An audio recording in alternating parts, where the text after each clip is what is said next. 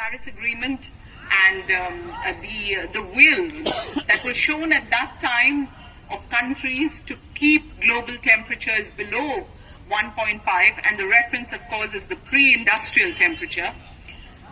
That commitment somehow has been trying but is limping along and not really getting anywhere. This year, after the pandemic, and remember last year we did not have COP. So this year we are hopeful that world leaders that are coming together to hammer out their differences and come together in solidarity for the only planet we have, actually listen to the voices of people and communities. And we from Mangalore want to tell them to really fast forward to a fossil-free future. Because life as we know it, and life that is powered by fossil fuels, is taking us right off the cliff. So for humanity and for this planet, for people and the planet before profits, we have come together, some of us from Mangalore and the region, and we have 3 people who have shown commitment over long lengths of time towards the climate and the planet. There are many of us who also have, I can see Tausif amongst us, who has been doing his bit so that our furry friends are happy. But today I will first call upon Dr. Krishna Mohan, who used to live down the street, and even then talk of trees and birds and wildlife and conservation. The real virus and the real pandemic is, of course, of the climate emergency which is upon us, and therefore, Doctor, what do you do in a climate emergency? Thank you. It's more than emergency. In fact, the word emergency is not at all sufficient as far as climate change is concerned. People think that, we are going to be at the brink, but we are already at the brink, or almost we have fallen off the cliff. We are just floating. Now, ಇದೇ ಮಳೆಗಾಲ ತಗೊಳ್ಳಿ. ಪ್ರತಿ ಮಳೆಗಾಲದಲ್ಲಿ ಒಂದು cyclone ಬರ್ತಾ ಇದೆ. ಈ ವರ್ಷ 4 ಸೈಕ್ಲೋನ್ ಇನ್ನೊಂದು ಬರ್ಲಿಕ್ಕಿದೆ. ಸೊ ಮಳೆಗಾಲ ಎಂಡ್ ಆಗ್ತಾ ಇಲ್ಲ, but that is not a rainy season. That's a seasonal change caused by our own faults. And who are responsible? We the viruses. We talk about, COVID virus did this, did that, but we did to the environment much more harm than what the rest of the world has suffered. Now, take for example, now all these politicians, political leaders, the world leaders are joining together on COP26. So 21 was there. We had a hope that they'll come with few ideas to bring at least that global temperature by about 1.5 degrees. Nothing has happened. In fact, it went worse. The Article 6 of the resolution, which is supposed to be the most important one, which is supposed to bring the major fossil fuel usage countries, including India, is not agreeing with them. So unless we start putting pressure on them, see, after all, at the end of the day, every political party, every leader is dependent on public. We have forgotten that particular part, but if we start putting our pressure, telling that fossil fuel should not be used at all, it is possible to reduce the fossil fuel. We are over dependent on that just because it's a luxury. Recently you heard the coal crisis. It was a man-made coal crisis in India. Similar to that, even in coal crisis, even just 1 or 2 days of supply, people could still run the turbines, still pollute, still destroy the environment. In fact, use a much worse coal, produce more pollution, and made it worse. And all this just for a greed. Now take COP26. Most of the power pressure comes from those people who are producing coal much more and those who are selling coal and other fossil fuels. So fossil fuel is one of the major contributor for the present crisis. The temperature of the earth has gone up only because of that particular fossil fuel. And we don't need that much of fossil fuel if we give up our luxuries. Every house, there is now air conditioner. So that requires electricity, that requires coal. In fact, in our Indian scenario, it's a coal which is producing. 70% is coal produced. And solar, there is other, the background behind solar, even though the solar is considered as a green energy by those who market, it's because of the subsidy it is green. If you remove the subsidy, it is no more green energy. So our usage of energy has to come down. And for that, we have to, two things. First, ourselves start using less and less energy. Second thing is put enough pressure on our leaders at the local level as well as at the top level. So it can only go through the local level and then it can reach the top level. So start putting enough pressure, start forcing your leaders as well as your friends to adapt to this newer methods. So that's the only way how we can save this planet, if we want to save. Otherwise, probably the next is 2031, COP31.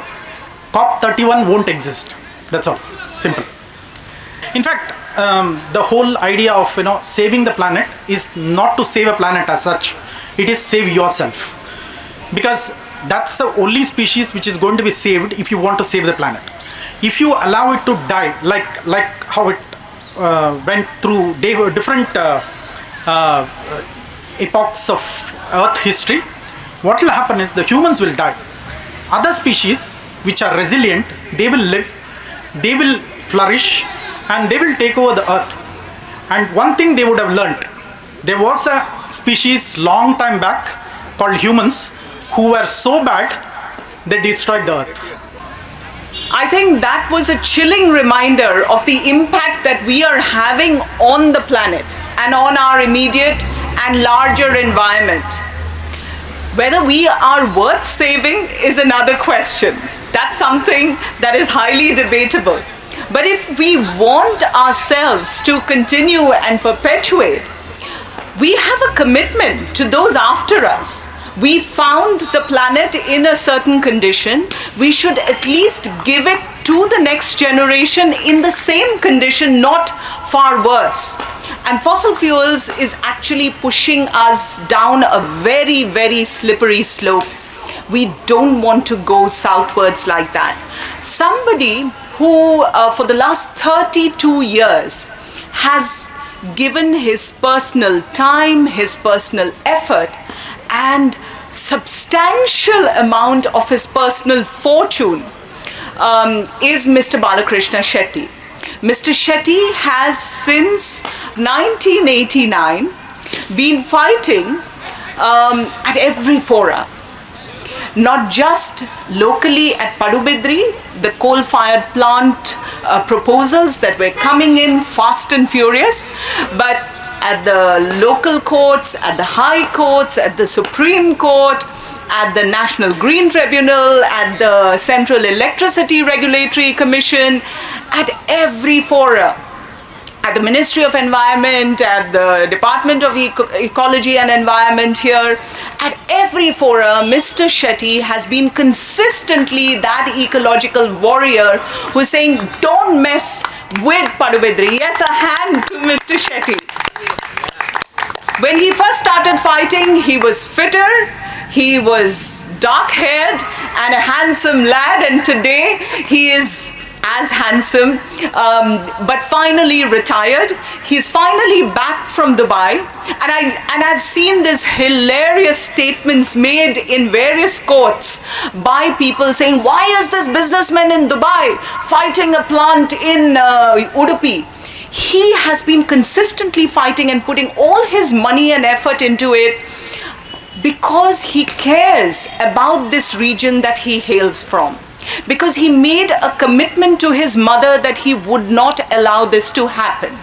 And so whether it was Nagarjuna, whether it was NTPC, whether it was Cogentrix, this is the man who has silently seen that they could not set up shop in our twin districts. Thereafter, UPCL did come up, but if it has not expanded, Mr. Shetty is to blame or thank, depending on which side you are at. So, the bane of the power sector in Karnataka, somebody who has consistently fought them and fought them for us, Mr. Balakrishna Shetty. Balana to me. Much love, come.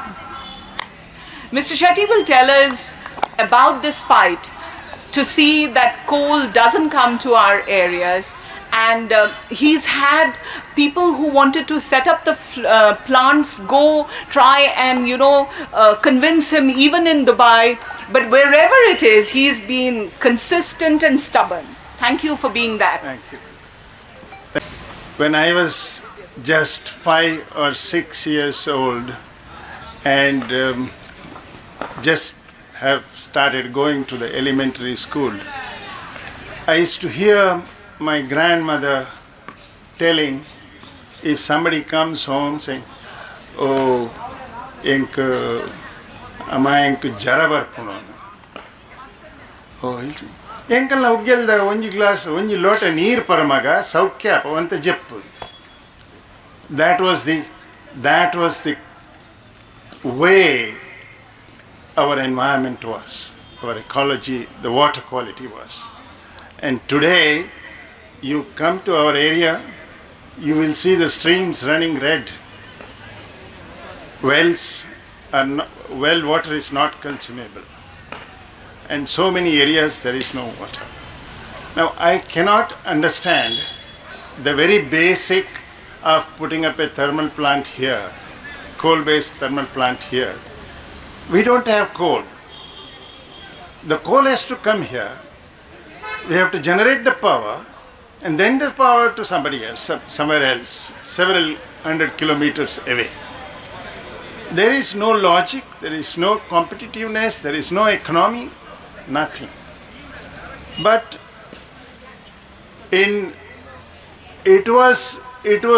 I have gone through such a lot of studies. I hired many experts. There were many experts who voluntarily came and assisted us. I went and met United Nations Environment Department also, and I also had a very big support from them. Now how it was affecting us. The fume in the chimney, it goes up to 3-4 kilometers. The cooling tower or the chimney fume. Our cloud generation here is at half a kilometer height. And that is why the cloud which floats towards the east is blocked by Western Ghats and we get the maximum rain. And that's how we are green here, absolutely clean and happy. You know, one simple thing I'll tell you. In Mumbai, it was Bombay that time, or any other place, you go, you wash your face, clean your nose, a lot of dirt will come. I'm very happy to be here. It doesn't happen here. My nose is clean. That itself is this one. But it had changed because of the thermal plant. And because it makes a hole in the cloud and the cloud gets dispersed or it stops generating, generates less. And this is why we are having a changed monsoon period. The entire thing is changed. Otherwise, we have from June to September or May to September we have monsoon. Now we are at the end of the October and we still supposed to be getting floods and rain. Now these are the things. I have been fighting for the cause just because initially when Rajiv Gandhi announced its 5,000 crore project announced in Nandikur, I was very happy. Wow, what a big project coming up. Then I came to know that they are going to bring the salt water and they are going to dump the ash with the salt water on the rice fields. Right? Then I knew it will percolate everywhere and the whole thing will get polluted. We will not have any cultivation. My mother called me, she asked me to come from Dubai. She said, I want to talk to you very urgently, come here. I came back and she said, nothing doing. This is my first and last request to you. You have to stop this. I said, Amma, this is Russian company and Delhi company. They are going to do it. I never did that kind of a thing. So I said, I don't care what you do. You have to stop it. Then that is where I have taken it up. Then it helped, but you know our justice system. It took years, and all my efforts in my office. I had a small business in Dubai, and the managers will come and they'll say, Shetty, please, for God's sake, keep that Janajagriti down and I've got people waiting for you. This used to happen. But at the end of the day, it really worked well and I have absolutely no regrets. Believe me, this is one issue, one particular aspect where I have not kept accounts of my expenditure because I knew it was worthless. I'll be only worrying about it if I keep. I did not keep the account. It was NTPC first, then it was Cogentrix, then it became Nagarjuna, then Nagarjuna to Adani. Now it's so difficult to understand. These people talk big. Now even for this COP26, I understand our national representatives are going, but they are going with billionaire businessmen. Lot of billionaires are accompanying them. They will talk a lot about green energy. They will not talk about stopping the fossil fuel. I am yet to see a politician campaigning, hearing a speech or reading the news about it, when he campaigning that he will protect the environment, he will save our air, water, and I have never heard of. I don't know if you people have heard about it. Jairam Ramesh is one person who did, and he did help me also. He did help me in a very big way. Yes, he is the only person, but then he was kept aside for a very long time. He was the only person. His colleague Sagar Dara was always working with me. They were colleagues. They were always, Sagar Dara was helping me working out on expert reports and all that. So that was the thing. Now, after so many years, the tribunal has found that the project is totally illegal. All the clearances were granted dishonestly. And it has stopped the expansion. But the existing plant, they said, they will have to carry out all the studies again and it can operate because it is supplying the power. They did not want to stop it. But they admitted that they are supposed to have stopped it, but because we do not want to trouble the public, we do not want to stop it now.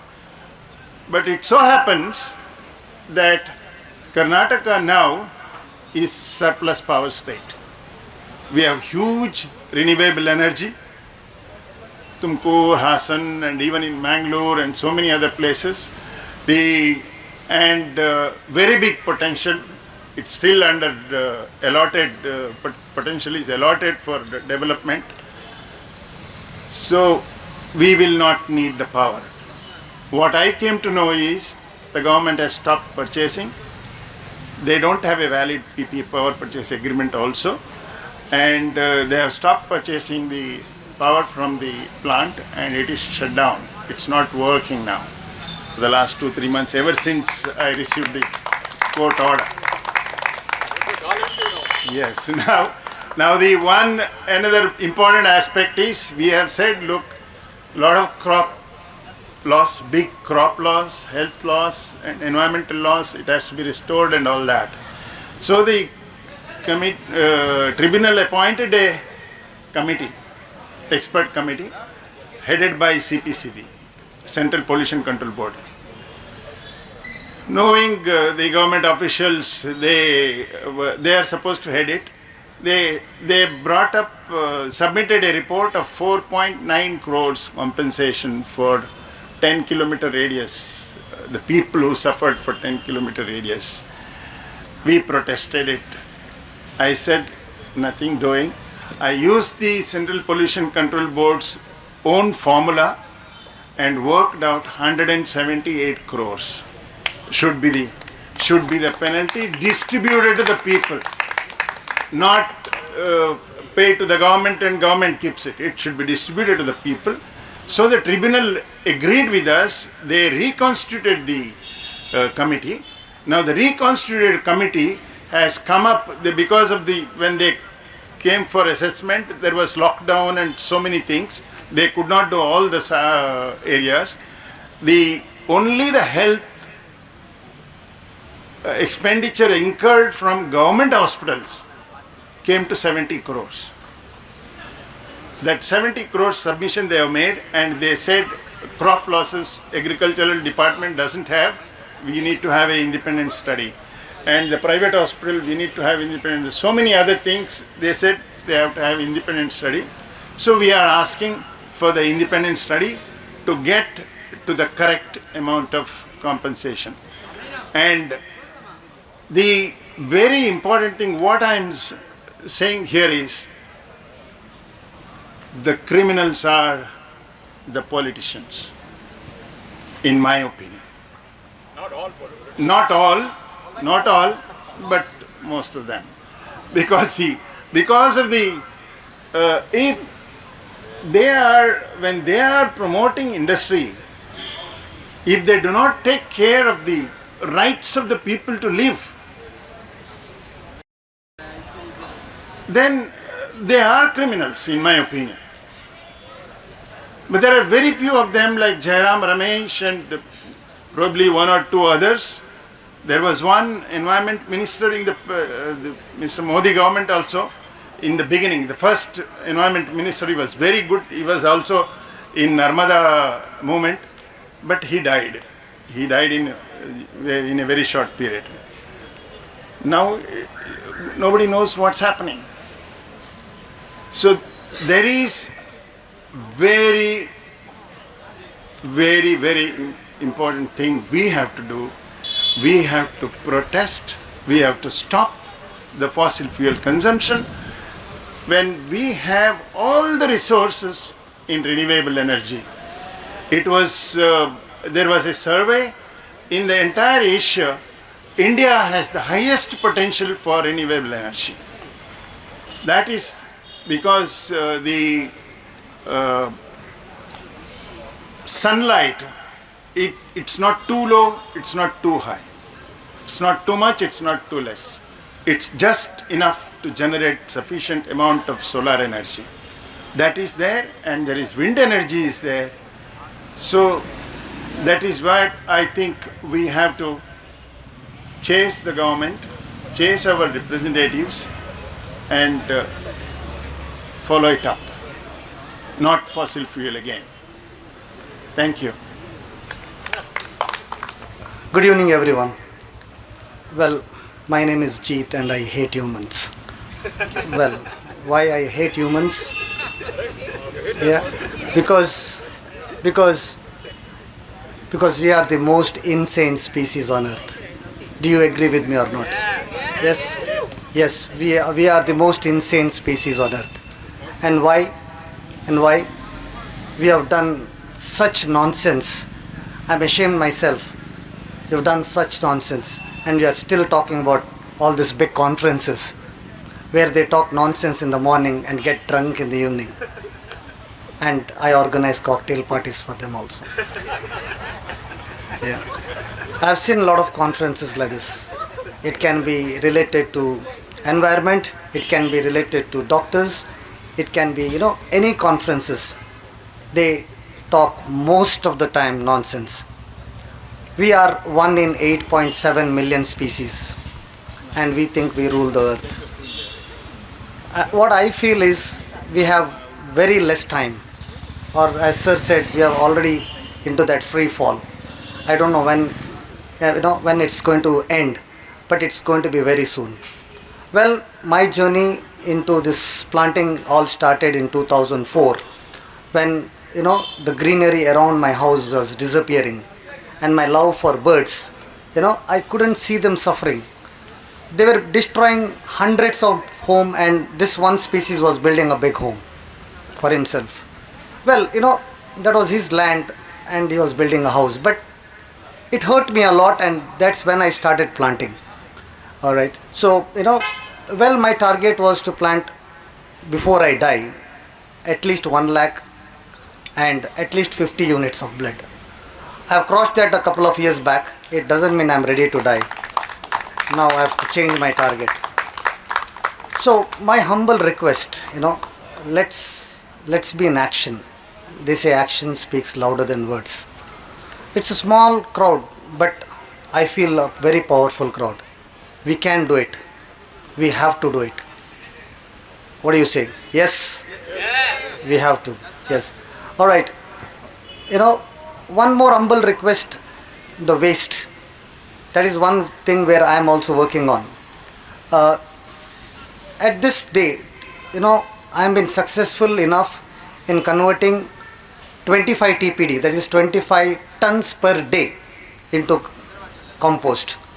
So that was my, that was, it all started about waste management when I started planting in the dumping yard. When I was planting in the dumping yard, I was wondering why so much waste. So let's take waste as no more waste. It's a resource. It's our responsibility, because our waste cannot be a problem to another place like Pachanadi. It is our waste, our responsibility. All right. Thank you so much. It's so important, not just planting of trees, but also protecting whatever tree cover we have left. Virgin forests are the great carbon sinks that will save us from destruction. Professor Bhatt and I were just talking, and I wanted to say earlier that, Mangalore, the climate science is clear. Mangalore is also going to be underwater, just like the Sundarbans or Bombay or even Cochin or Goa. So all holidays will have to be taken somewhere higher than Goa from now on. But Professor Bhatt reminded me that even a little bit of this huge investment we are doing in Smart City Mangalore is no longer going to be there if we continue like we are, even for a couple of years. 5 years down the line, and it's all this money that we are pouring into our city, making it ever so smart, is not going to be a very smart investment. So let's get smarter, Mangaloreans, and let's push at the powers that be that are really doing the wrong things. Symbolically, we invite you to plant a tree next to that large tree to the left near the light kamba. If we gather around, we'll plant a symbolic tree. There are also some saplings that Jeet has brought us. We can take it home or to our institutions. Arun has brought us. Arun Shanoy has brought us some saplings, so we can take it home, plant it wherever we want. But what we need is the commitment not just to look after that sapling you're taking home, but to look after your environment and to push at those lousy politicians called out by Shetty, called out by Krishi, and see that they show renewed and real commitment. Right now, after the Biden conference, they're talking of net zero by 2050. That's not good enough. We need real zero emissions. There's no other way. We need to keep the fossil fuels in the ground. We need to see that the whole system changes. Climate change is because of the system that we are pursuing, as Krishi said. It's highly carbon intensive. It's highly fossil fuel dependent. And this is something that is non-sustainable for not just us humans, but for every living being and plant on this planet. Let's commit, if not just to ourselves, to seeing that we hand over the planet in a reasonably okay shape to the next generation. As Greta Thunberg said recently, all the world leaders do is blah, blah, blah, blah, blah, right? That's what she said at the Youth for Climate conference in Italy recently, before the COP. And I think we also need to cut down on our blah-blahing, do like Jeet does, roll up our sleeves, roll up our pants, and do the work that is necessary. See that we go 100% renewable. See that fossil fuel industry gets no more investment, that fossil fuels are kept in the ground, and that we move fast forward to a fossil-free future. That's what we are telling the leaders who are assembling from tomorrow morning. Jeet, we will not allow them to drink in the evening. We're going to see that their noses are into all the rules that they need worked out. Let's do this together. Let's do this for Mangalore and for greater humanity. Plant a tree for now.